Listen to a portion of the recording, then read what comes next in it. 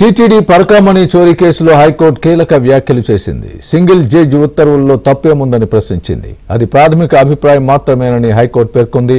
పరకామణి చోరీ కేసును లోక్ అదాలత్ దగ్గర రాజీ చేసుకునే అవకాశం లేదని మాత్రమే సింగిల్ జడ్జి అన్నారని హైకోర్టు గుర్తు చేసింది.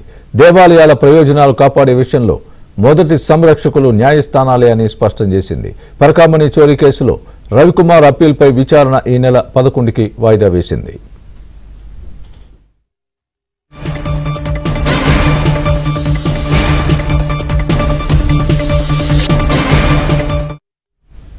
ఇదే అంశానికి సంబంధించి పూర్తి అప్డేట్ మా ఏపీ బ్యూరో చీఫ్ రామారావు చెప్తారు. రామారావు, చెప్పండి, ఈ పరకామణి చోరీ కేసులో రవికుమార్ చేసిన అప్పీల్కు సంబంధించి హైకోర్టులో ఎలాంటి వాదోపవాదాలు జరిగాయి? హైకోర్టు ఏ విధంగా వ్యాఖ్యానించింది?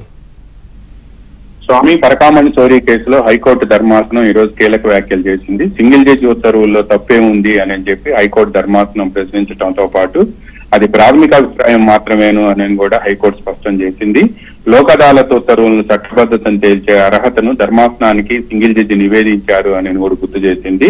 దేవాలయాల ప్రయోజనాలను కాపాడే విషయంలో మొదటి సంరక్షకులు న్యాయస్థానాలే అని చెప్పి హైకోర్టు ప్రధాన న్యాయమూర్తి జస్టిస్ ధీరజ్ సింగ్ ఠాకూర్ నేతృత్వంలో ధర్మాసనం వ్యాఖ్యానించింది.